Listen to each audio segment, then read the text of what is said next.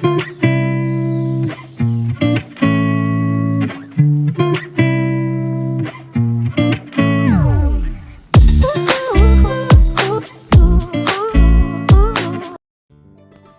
Friends, బాగున్నారా? మన అమ్మమ్మ సలహాలు అమ్మ సూచనలకి స్వాగతం.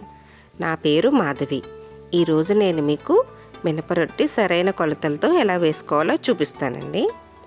దానికి కావాల్సినవి: ఒక గ్లాసు మినపప్పు 1 గంట ముందు నానబెట్టుకొని ఇలా మెత్తగా రుబ్బుకోవాలండి. ఇది ఇడ్లీ పిండి కంటే కొంచెం గట్టిగా ఉండాలి. ఇలా మెత్తగా రుబ్బుకున్న ఈ పిండిలో 2 గ్లాసుల వరి నూక, 2 గ్లాసుల వరి నూకండి. ఇది ఇడ్లీ నూక కాదు, వరి నూక. వరి నూకలో నీళ్ళేసి 1 గంట సేపు నానబెట్టి అప్పుడు దాన్ని బాగా శుభ్రంగా కడగాలండి. కడిగిన తర్వాత ఆ నీటిని వార్చుకోవాలన్నమాట. నీళ్ళన్నీ వాడిపోయేలాగా వార్చుకోవాలండి. పిండకూడదు, పిండితే వాటర్ రావు. ఇడ్లీ నూకలాగా ఇది పిండితే వాటర్ రావండి. ఇవి వార్చేయాలన్నమాట. వార్చేస్తే మొత్తం వాటర్ అంతా వాడిపోయి వచ్చేస్తాయి. వార్చిన తర్వాత ఇలాగ పొడిపొల్లాడుతూ ఉంటుందండి వరి నూక. ఇప్పుడు ఇందులో ఈ రుబ్బుకున్న మినప్పిండి ఉంది కదా, దాన్ని కలిపేయాలి అన్నమాట. మీరు మినప్పప్పు ఏదైనా తీసుకోండి, చాయ్ పప్పు అన్నా సరే, తొక్కపప్పు అన్నా, ఏదైనా గుండె అయినా సరే. 1 గ్లాస్కి 2 గ్లాసుల వరి నూక అన్నమాట. 1 గ్లాసు పప్పు తీసుకుంటే 2 గ్లాసులు వరి నూక. ఇప్పుడు దాంట్లో సరిపడినంత ఉప్పు కూడా వేసుకొని మొత్తం కలిసేలాగా బాగా కలుపుకోవాలి.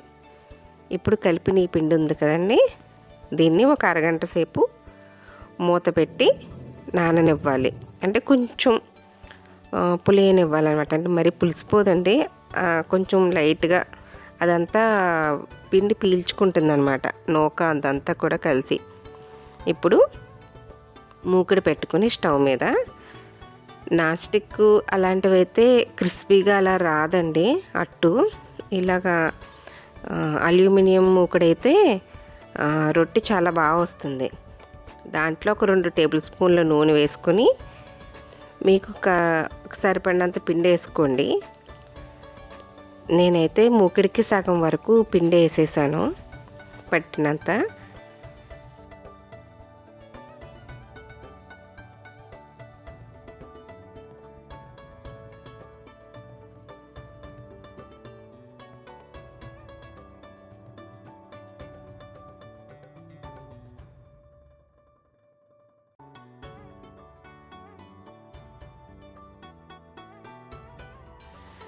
ఇలా సరిపడినంత పిండి వేసుకుని మళ్ళీ దానిపైన ఇంకొంచెం ఆయిల్ వేయాలి. వేసి సిమ్లో పెట్టి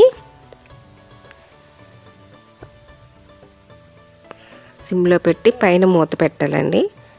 అలా చిన్న సెగ మీద రొట్టె ఉడికితే చాలా బాగుంటుంది. ఇప్పుడు ఒక పావుగంట తర్వాత మొత్తం రొట్టె ఉడికిపోయిందండి. ఇప్పుడు దీన్ని తిరిగేయాలి. రెండో పక్కన కూడా కాల్చాలన్నమాట. రెండో పక్కన తిరిగేసినప్పుడు పైన ప్లేటు మూత పెట్టకూడదండి, క్రిస్పీగా ఉండదు, ఆవిరి పట్టేసి ఆ వాటర్ వచ్చేస్తుంది అన్నమాట. రెండో పక్కన కూడా వేగిపోయిన తర్వాత స్టవ్ ఆఫ్ చేసి ఒక అరగంట సేపు వదిలేయాలి. ఒక అరగంట తర్వాత ఈ రొట్టె చల్లారిందండి. ఇప్పుడు మంచిగా క్రిస్పీగా ఉంటుంది, పైన కింద కూడా క్రిస్పీగా ఉంటుంది.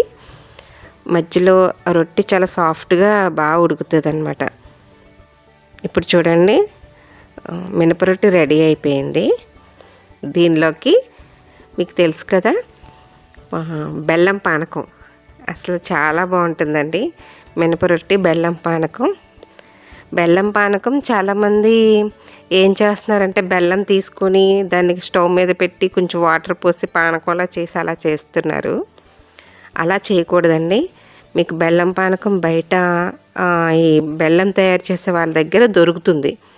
వాళ్ళు ముందుగానే తీస్తారు బెల్లం అవ్వకుండా. ఆ పానకం అయితే చాలా బాగుంటుందండి. మీరు కూడా ట్రై చేసి చూడండి, ఎలా వచ్చిందో నాకు కామెంట్ చేయండి. నా ఈ వీడియో కనుక మీకు నచ్చినట్లయితే లైక్ చేయండి, షేర్ చేయండి, సబ్స్క్రైబ్ చేయండి. Thank you for watching.